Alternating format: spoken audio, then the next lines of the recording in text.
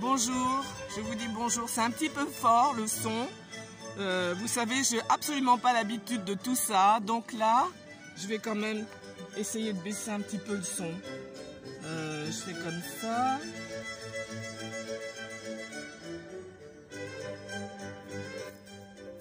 Voilà. Alors je suis accompagnée avec des petites poupoules qui sont là avec moi. Elles vous disent bonjour, voilà. Elles vont écouter ce que je vais dire et je suis dans un lieu superbe que je vais vous montrer. Voilà, je vais vous montrer ce lieu merveilleux que j'ai choisi pour vous donner cette causerie aujourd'hui. Voilà, je vais me lever, comme ça, j'espère que vous entendez les concerti pour mandoline de Vivaldi. Voilà. Voilà, c'est superbe ici. Superbe. C'est un lieu, à mon avis, que vous allez revoir assez souvent, à un moment donné. C'est un lieu dans lequel je vais sans doute donner des consultations, des stages, des ateliers. Et d'ailleurs, à ce propos, vous savez, enfin vous ne le savez pas, mais je suis assez ignorante au niveau informatique. On va regarder les poules encore. Et donc, je vais créer un site, je vais me faire aider pour créer un site, je ne l'ai pas encore nommé. Et sur ce site, eh ben, vous trouverez des informations, des propositions de stages, d'ateliers. Et ce lieu qui est là, si tout va bien, sera bientôt le lieu qui servira de lieu de stage, d'atelier et également d'hébergement. Mais on en reparlera plus tard. Voilà. Donc je m'installe, je vous mets la vue sur le petit bassin, avec là le petit cygne, voilà, un petit peu de musique, voilà. Et je suis très heureuse aujourd'hui de vous parler de ce sujet dont je vais vous parler. Et là nous sommes dans la partie vie, nous ne sommes pas, je baisse un petit peu, tout à l'heure je vais l'arrêter. Nous ne sommes pas dans la partie espère, nous sommes dans la partie vie. Voilà, donc je vais l'arrêter gentiment. Voilà, voilà. Ok. Oui, nous sommes dans la partie vie, donc pas dans la méthode espère. Et pourtant, vous allez voir que cela se rejoint. Parce que je vais évidemment vous parler de ma vie, ça s'appelle vie, de mon expérience, qui je crois va peut-être vous interpeller et vous intéresser. Alors je vais mettre un petit peu moi pour qu'on me voit moi. Comment je fais pour qu'on me voit moi? Je sais pas, j'ose pas toucher à ça. Non, je touche à rien, je laisse ça comme ça, la vue sur tout ça. Voilà, donc j'ai beaucoup réfléchi sur les choses que j'ai à vous dire. D'abord, je voudrais vous remercier pour les personnes qui ont regardé mes 2 vidéos. Vraiment, en ce qui me concerne, même si je ne vous vois pas, pour moi, j'ai effectué un lien avec vous. J'ai déjà une écharpe relationnelle avec vous. Et c'est vrai que pour le moment, je ne sais pas trop comment me débrouiller avec cette chaîne. Je galère pour mettre mes vidéos, mais c'est comme ça, hein. Mais en tout cas, ce que je vous propose pour le moment, c'est vraiment de mettre des commentaires. Si vous en avez envie, bien sûr, parce que c'est à travers ça qu'on va communiquer. C'est à travers vos commentaires que je vais vous répondre. Et donc, voilà, je pense que c'est tout ce que j'avais à vous dire. Bon, cette vidéo va peut-être dépasser, mais tant pis, elle dépassera. Je verrai bien si je peux la mettre à télécharger sur YouTube. Je verrai bien. Donc, en fait, cette vidéo, elle va s'adresser, enfin, elle va plutôt concerner des aspects importants. Je crois que c'est au moins 2 aspects importants que j'ai envie de vous transmettre. Le premier aspect, je vais commencer par celui-là, je n'ai rien préparé, hein, comme d'habitude. À partir du moment où la conception d'un nouvel être se fait, donc dans le ventre de sa future maman, à partir de ce moment-là, mais c'est pas à partir de ce moment-là en vérité, c'est à partir de ce moment-là, l'embryon qui est dans le ventre de sa maman a déjà de toute éternité un lien avec la source. puisqu'il est la source. Et là, à cet instant précis, lorsqu'il intègre l'utérus de la future maman, il est la source. Et il le sait. Je vais vous donner une anecdote très réelle. Quand j'étais thérapeute, à un moment donné, j'ai accueilli un petit garçon qui avait 8 ans. Il était hyperactif d'après sa maman et elle me l'emmène pour justement que je puisse parler avec lui. Et nous avons une conversation, la maman est là, d'accord, mais j'ai demandé à maman de ne pas intervenir, parce que quand les parents sont là, l'enfant qui ne veut absolument pas décevoir ses parents va vraiment se contrôler. Et j'ai pas du tout envie que l'enfant se contrôle. Et donc je demande aux parents, la maman la plupart du temps qui est là, eh bien de ne pas intervenir. Et donc ce petit enfant, ce petit garçon, commence par me dire que il n'est pas content, parce qu'il voudrait faire du foot et son papa ne veut pas, parce que son papa dit que le foot c'est nul. Je dis ouais, c'est vrai, c'est pas très marrant. Il me dit ouais, c'est pas marrant. Encore que papa, lui, quand il regarde le foot à la télé, il le regarde le foot à la télé. Donc pourquoi il veut pas que j'en fasse? Donc voilà, c'était juste pour vous dire. Là, on est dans la petite partie espère pour vous montrer une incohérence. Soyons congruents. Voilà, donc voilà, il me dit, tu sais, j'ai plein de choses dans ma tête, j'ai plein de tiroirs dans ma tête, j'en ouvre un autre. Et moi, je l'écoutais, j'étais dans l'écoute accueil, et voilà, je l'écoutais très intéressé par ce qu'il me faisait découvrir de lui. Et il me dit, mais je ne posais aucune question, hein, je n'étais que dans l'écoute et je n'étais pas dans les questions. J'étais dans ce qu'on appelle la confirmation. Je vous en parlerai à un moment donné. Et donc, il me dit, tu sais, j'étais sur Mars, et j'ai vu mes parents faire l'amour, et hop, je suis entré dans le ventre de maman. Alors je peux vous dire que quand il dit ça, sa mère qui est sur le canapé, elle me regarde, on se regarde, et là, il y a des libellules. Hein. Et là, moi je ne sais pas quoi dire, parce que je suis interloqué, et je ne pose pas de questions, voilà, et l'entretien continue, mais lui c'était naturel, hein. Il était sur Mars, il a vu son papa et sa maman faire l'amour, et hop, il est allé dans le ventre de sa maman. Waouh, c'était dingue. Alors c'est pas ça qui me fait dire que l'embryon est la source. Ce qui me fait dire ça, c'est que c'est d'autres ressentis que j'ai eus au fur et à mesure de ma vie. Et donc, l'embryon est la source.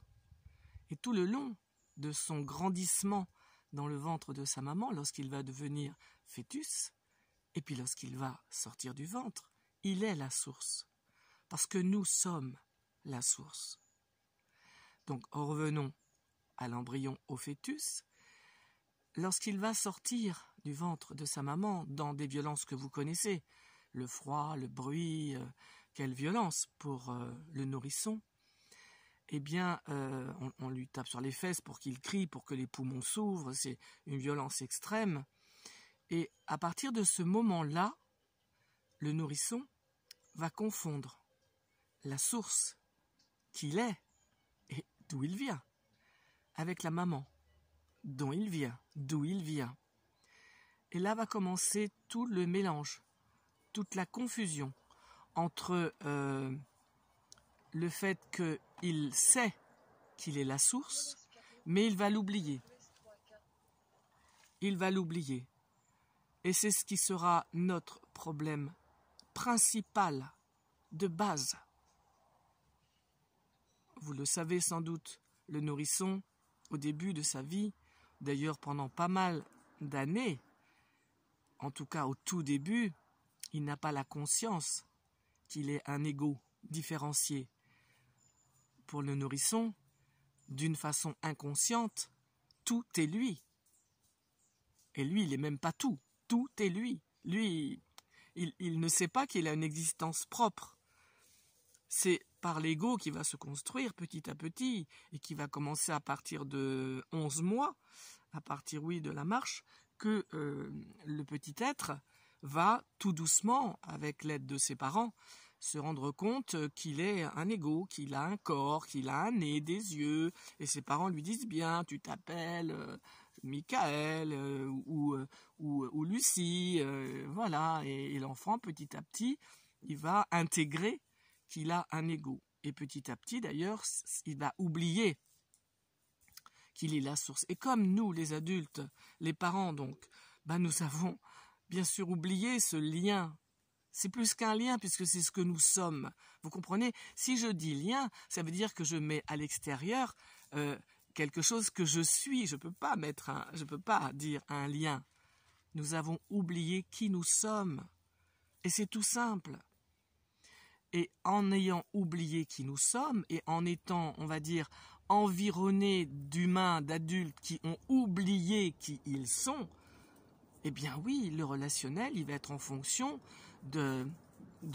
on va dire, des croyances des parents, des conditionnements, des peurs qui vont générer chez l'enfant des difficultés. Il y a beaucoup d'êtres qui se disent « Moi, je ne comprenais pas qu'est-ce que je faisais là. Je ne comprenais pas pourquoi mes parents me disputaient, comment j'allais faire pour m'adapter à cette vie. » Voilà, ça fait beaucoup de dichotomie chez l'enfant, de dissonance, parce que l'enfant, il essaye de s'adapter.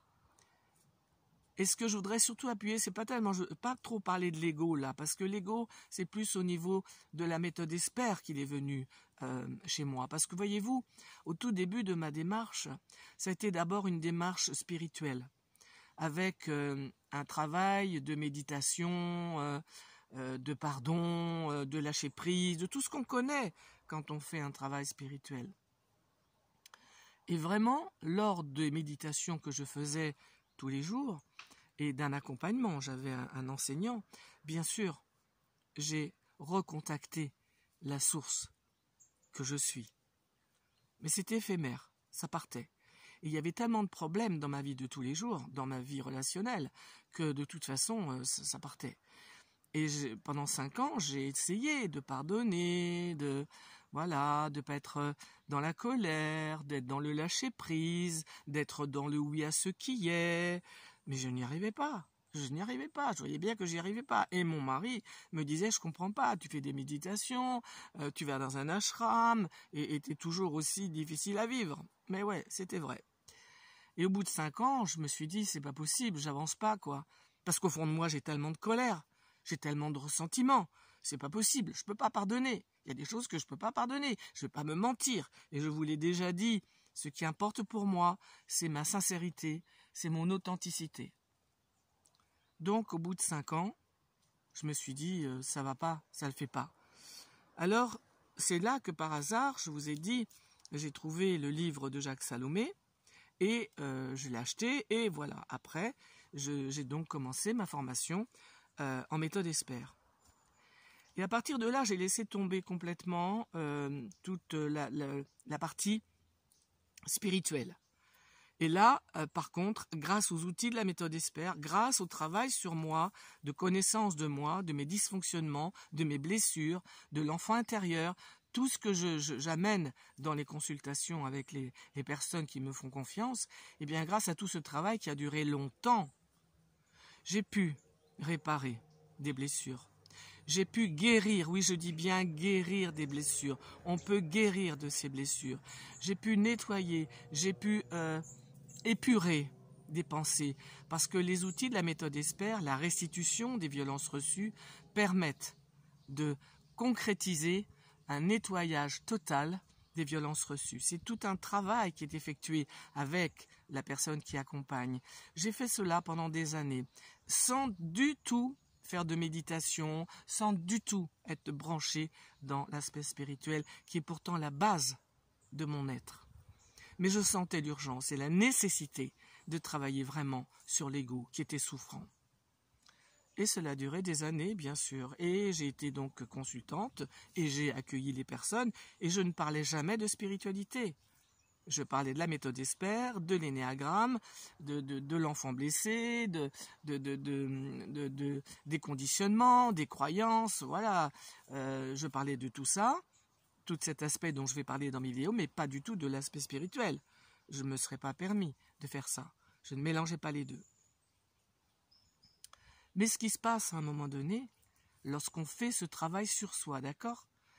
Pour moi, grâce aux outils de la méthode Esper. Donc j'avais appris à mieux communiquer, à avoir des relations saines, et c'était déjà un énorme confort. Et par le nettoyage d'une façon on va dire, thérapeutique avec quelqu'un qui m'accompagnait pendant des années, eh bien, l'ego a pu émerger et me faire sentir au niveau du petit soi qui je suis, qui Linda est dans son ego. Et ce qui est étonnant, c'est qu'au fur et à mesure que l'ego se découvrait de tous les voiles qu'il y avait, des traumatismes, des blessures, quand les restitutions étaient faites, car j'ai fait énormément de restitutions, eh bien, tout seul, l'ego se nettoyait, et tout seul, ça a rejoint le grand soi. Ça s'est fait tout seul. Je n'ai pas provoqué. C'est venu. Et à partir d'un certain moment, bien sûr, je ne mélangeais jamais dans mes consultations. Quand je faisais la méthode Esper avec les gens, je disais c'est la méthode Esper. Et quand je parlais de connaissance de soi, c'était la connaissance de soi. Et quand je parlais de spiritualité, c'était la spiritualité. Rien n'était mélangé et toujours les consultantes et les consultants savaient quel accompagnement allait être le mien. Et ce qui m'a fait me dire je vais faire une vidéo là-dessus, c'est d'abord parce que j'ai très envie de vous parler de cette partie de mon être. Et c'est aussi parce que j'ai vu une vidéo l'autre jour où la personne que j'apprécie énormément, où la personne disait que on peut transcender. Voilà, on peut transcender les pensées, les blessures, et on peut les remettre à la source. Et après, ben, ça n'est plus là. On n'est plus parasité, perturbé par les ressentis. Mon expérience me fait dire que oui, je suis persuadée que aujourd'hui, il y a un tel lien direct avec la source que c'est possible. C'est tout à fait possible que pour certaines, pour certains ressentis, certaines choses que l'on a, ben j'ai une poule qui est très intéressée, elle est là à côté, vous ne la voyez pas, mais franchement, elle est très intéressée par ce que je dis.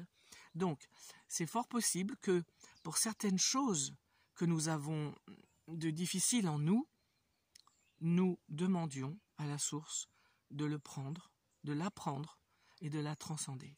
Et c'est tout à fait possible qu'on ne soit plus perturbé. Qu'est-ce qui va nous le montrer? C'est le ressenti.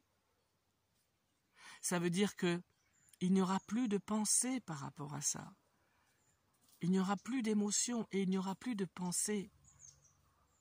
C'est un leurre de croire que je peux remettre à la source mes problèmes, mes difficultés, les émotions douloureuses, les traumatismes, tout ce qui m'a fait mal, venu de papa, de maman, du frère, de la sœur, de l'oncle, du professeur, de qui vous voulez. C'est un leurre. Et je me demande, en tant que thérapeute de connaissance de soi, si ça n'est pas un mécanisme de défense, car l'être humain met en place des mécanismes de défense, parce qu'il ne peut pas se confronter au ressenti qui sera trop violent face à la souffrance de ce qu'il va découvrir. Donc il met en place des mécanismes de défense, et je me demande, mais je ne sais pas, mais je me demande si celui-là, ça n'en est pas un. Et si c'était le cas, il me semble important de le savoir.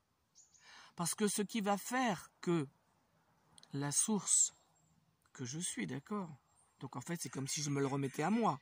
Ok, donc il y a déjà une dissonance là, mais bon. Je remets ça à la source, et qu'est-ce qui va me montrer? Qu'est-ce qui va me montrer que oui, la source a pris, et du coup j'ai transcendé, et qu'il n'y a plus rien ici à l'intérieur qui est touché? C'est très simple, toujours la même chose. Il n'y a plus de pensée. Il n'y en a plus. Et il n'y a plus d'émotion. Parce que j'ai entendu des personnes qui disaient, bien sûr, il y aura toujours des pensées, il y aura toujours des émotions négatives et négatives. Mais non, non. Le but du travail sur soi, le but de la restitution qui est faite dans l'amour, très très important, mais le but de tout ça, c'est que je n'ai pas à demander à la source qui est à l'extérieur, puisque la source, je suis la source. En fait, c'est comme si je me le demandais à moi. Je n'ai rien à demander à qui que ce soit. Parce que ça, c'est un peu de la victimisation pour moi. C'est un peu de la non-responsabilisation. Et nous verrons en méthode espère que je me responsabilise. Je ne suis plus victime de ce que je vis, de ce que je ressens. Je décide d'en faire ce que j'en fais pour me délivrer. Et c'est moi en tant qu'ego, qui vais transcender ce traumatisme. Et effectivement, là, vous voyez, il n'y a plus de dissonance. En même temps que je vous parle, je ressens ce que je suis en train de dire. Il n'y a plus de traumatisme.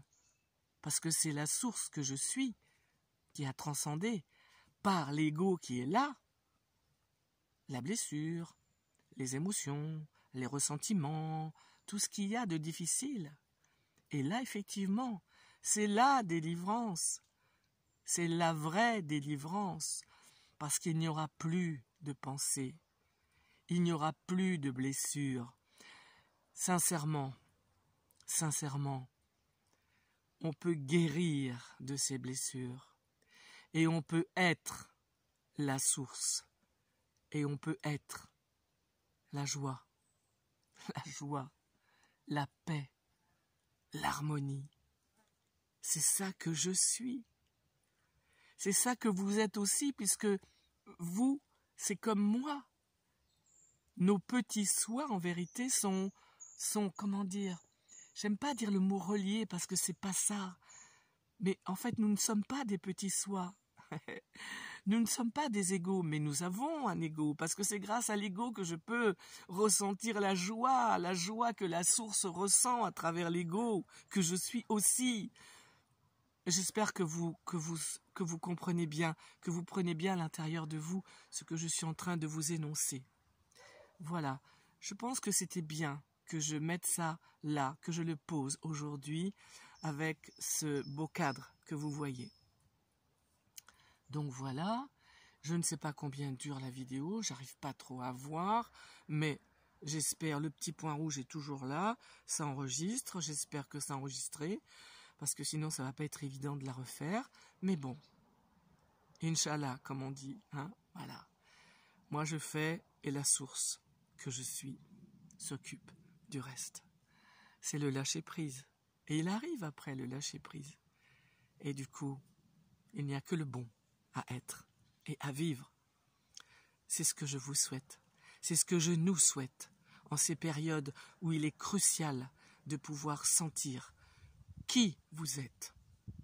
Vous êtes un ego et il s'agit d'honorer l'ego que vous êtes, de l'aimer. Et je vous donnerai des outils pragmatiques, pratiques pour cela. Donc vous êtes des égos épanouis, complets, heureux déjà dans votre manifestation d'ego. Appréciez la vie, savourez la vie, vous aimez et du coup aimez les autres.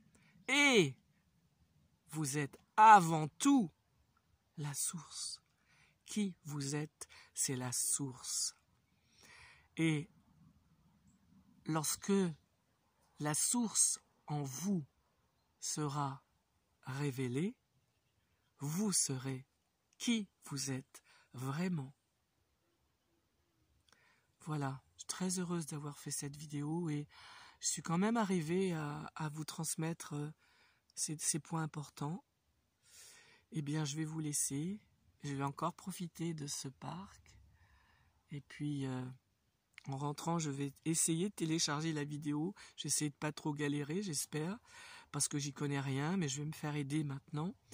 Et puis voilà, je vous invite à nouveau à mettre vos commentaires pour que le lien que j'ai commencé à mettre en place, l'écharpe que j'ai mise entre vous et moi, puisse être alimenté. Et je serai vraiment à votre disposition pour éclaircir des points, pour échanger avec vous. Voilà. Je vous laisse et je vous dis belle journée à vous. Et je nous aime. À bientôt.